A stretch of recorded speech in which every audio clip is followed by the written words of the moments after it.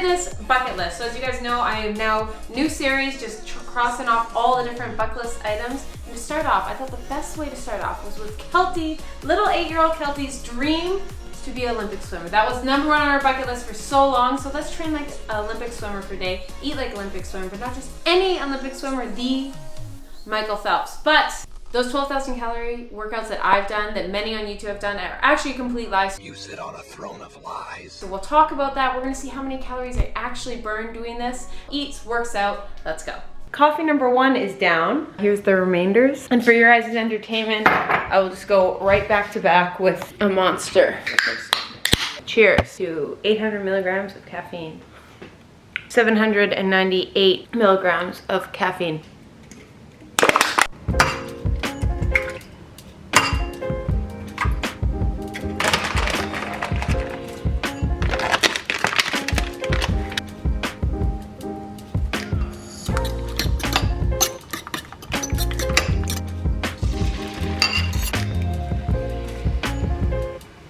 Someone gave me the tip to cook it really low and slow, so I did that. Let's try and do this. Oh! Wow. This is stunning. We're making breakfast, and I've been flavoring my oatmeal with coconut oil. I actually hate PB2. Like, don't mix this with water and tell me it's peanut butter. Like, but if I want to make something peanut butter flavored, that is when I like it.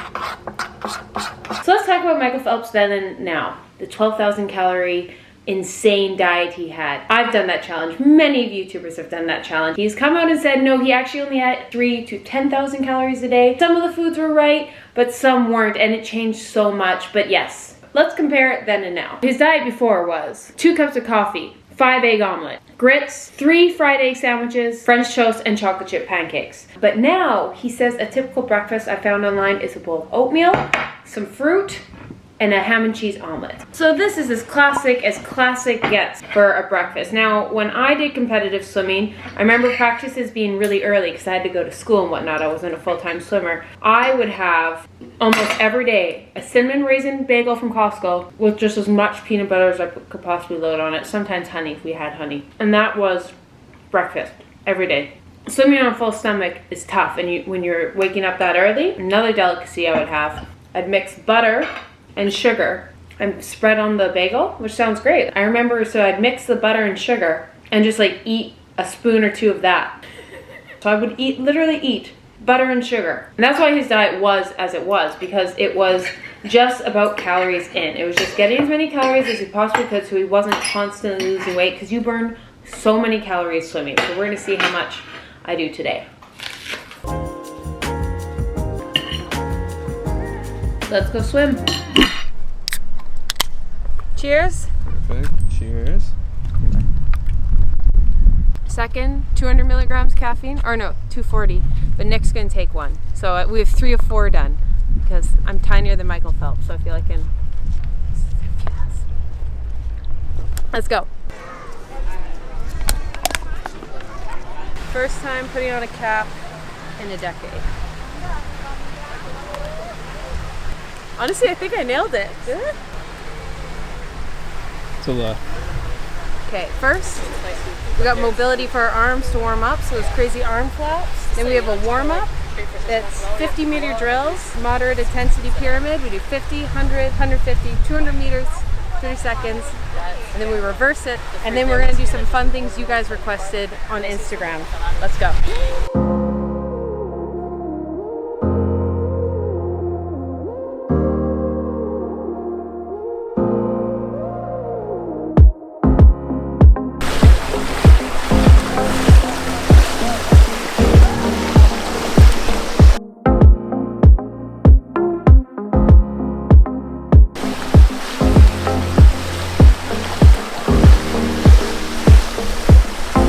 No, breaststroke. I'm gonna start with breaststroke.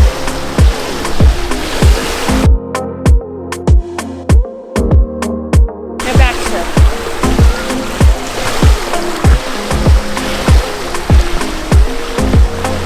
Butterfly.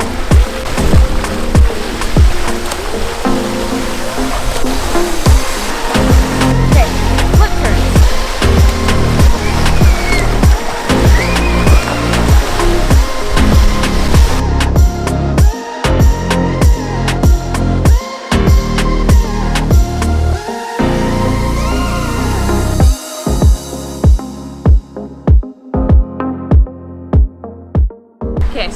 you guys on Instagram to ask me any questions you had about like swimming, and the number one for sure was what's with Micheal Phelps and all the crazy arm things. And there's like 3 reasons swimmers do it. First, it's supposed to be to loosen up your arms, like an active like warm up. Second, it does kind of just like literally physically shake off the nerves. And third, it's completely superstitious. Like basketball players before a foul shot have a routine.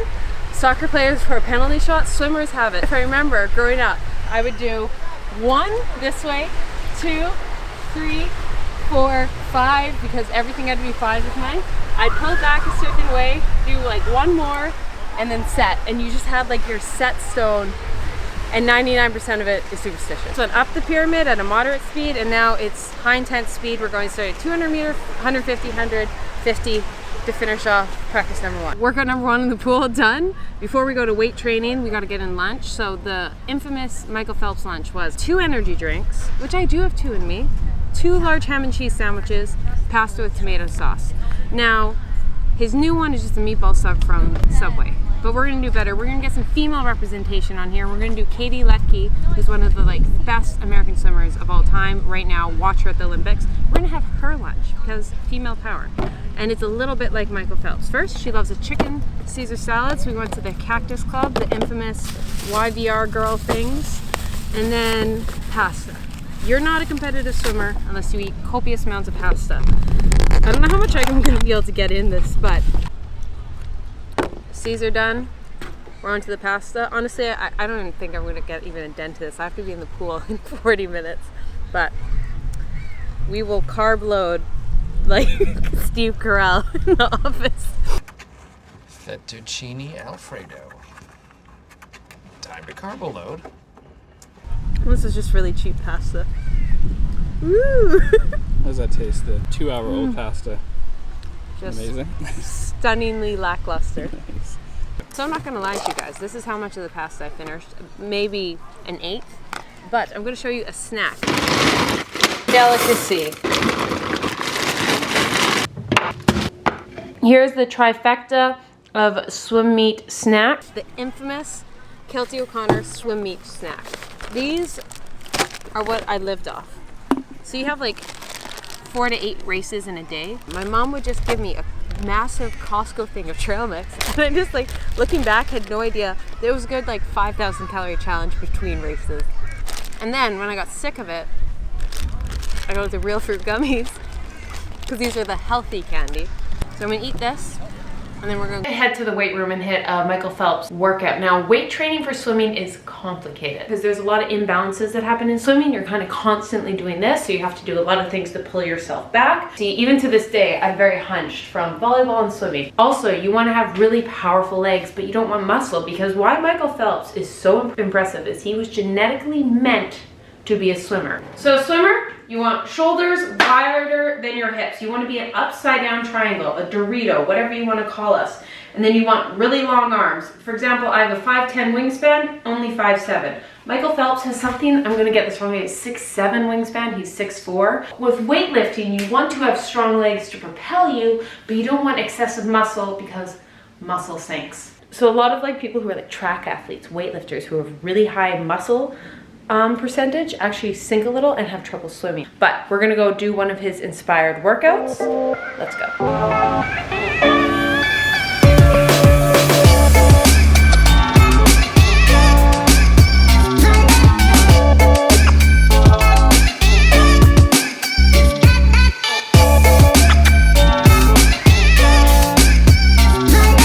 Coach he's had since he was a little boy has him doing a lot of medicine ball training. So we're gonna do a medicine ball circuit, then we're gonna get into the weight training, pull-ups, and compound movement.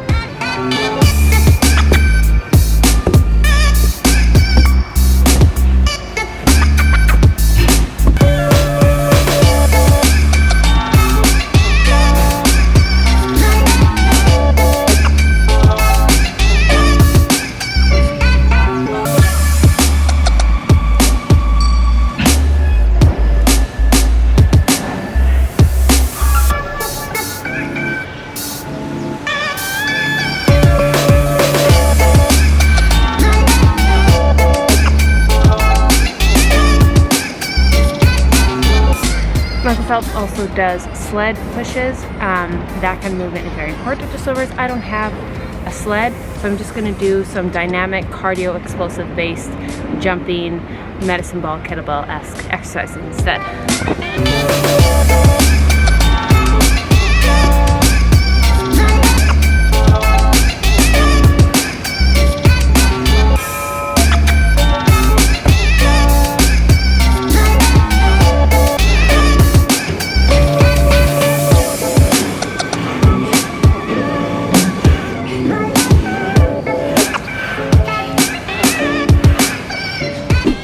Practice number 2, it's competition time. This is going to be race day for me. Now, I've had this Olympic series planned for forever, and I noticed the king of fitness YouTube, Will Tennyson, just did the Michael Phelps challenge. So now I'm making this competition between me and Will. My goal is to be the best Canadian Gymshark athlete swimmer. That sounded really good. The best Gymshark athlete swimmer in Canada.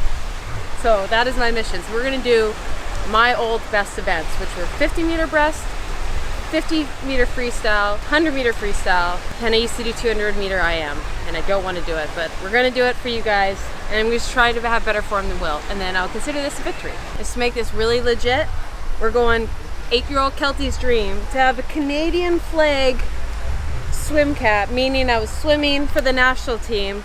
I didn't, that's why I was going to challenge you to say I'm the best Gymshark swimmer that's not a swimmer, but I'm pretty sure Lucy actually was on the national team. So small victories. Start off the race I did the best in 100-meter breast.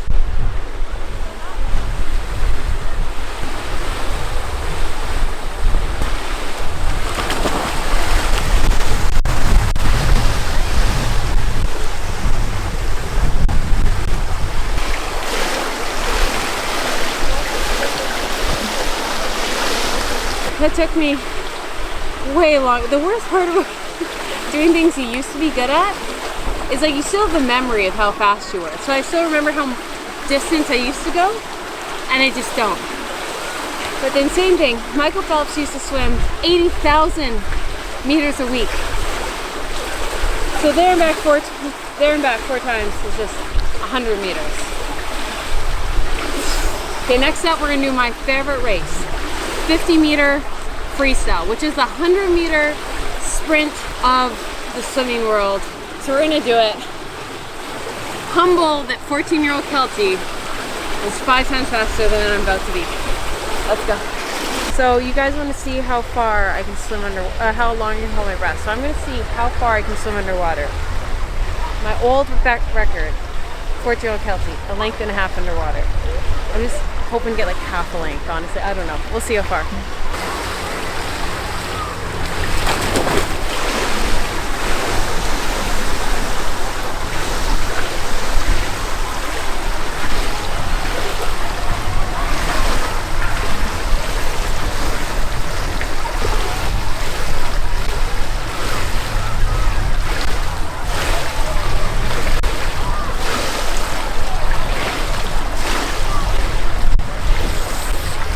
Oh boy.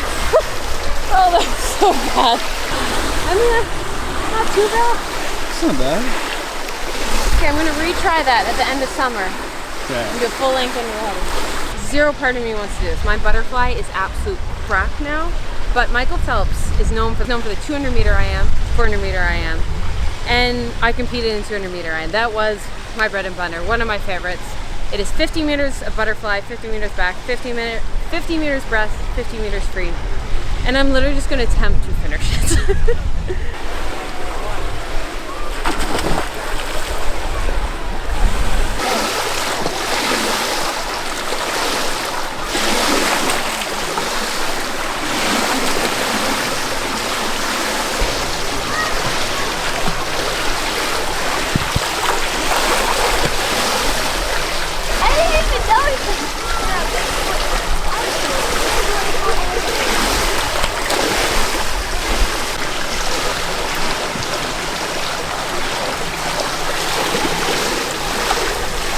Generally, so I can still do 50 meters fly, let alone I am. So just finished races, so we're gonna go to the media stand for the press conference. How do you feel about that race? I feel very accomplished. I completed a 200-meter IM for the first time in a decade. I may not be the funniest YouTuber. I may not be as funny as Will, as entertaining, as strong, can compete as many challenges, but I think I have better butterfly form. So to that, I'm crowning myself the best gymshark athlete swimmer in Canada, and celebrating how one time in a post-Olympic interview I saw Michael Phelps eating a PB&J sandwich, and I was raised off PB&J. How was that? It just hits different. Why is it so satisfied? Wow. Name anything that's more nostalgic childhood than a PB&J. I've had 1 coffee, 2 monsters, coffee number 2, caffeine beverage number 4, no heart attack yet. And this is inspired by TikTok, like everyone else's personality trait now. The grande shaken espresso, oat milk, sugar-free vanilla, stunning. So last time I did Michael Phelps challenge, his old, that's now been debunked dinner was 2 energy drinks, 1 large pepperoni pizza, and a pound of pasta. His new, elevated, healthy, living his best life dinner. He started eating vegetables. Now, I will give Will full credit for pointing this out because I did watch his video. That was something mind-blowing about Michael Phelps. There was no vegetables or fruit pretty much in his first diet, but I can also resonate. When I was younger in competitive swimming, you're burning so many calories that just to get in enough so you don't lose weight is so tough. And when you're eating, like, you can eat this entire thing of spinach and it's like 10 calories. I don't know, but it's like next to nothing. So here's now it's updated. We'll show you. He's now introduced spinach in his life. He said he eats a lot of greens. So we got a plate of spinach. He says a lot of chicken and fish. And I'm running out of time on this video, so I didn't cook it. So I just went to the store and got pulled chicken or put that. He's got vegetables. So we're just gonna, you know what, this looked lovely. We got all the different colors of the rainbow. We're gonna put that on. We're gonna sprinkle with the healthy fats. So olive oil, love that I missed. Some balsamic because taste. And then we need healthy carbs, especially after, and he says he's a big potato person. And my last name's O'Connor, so you know I eat potatoes.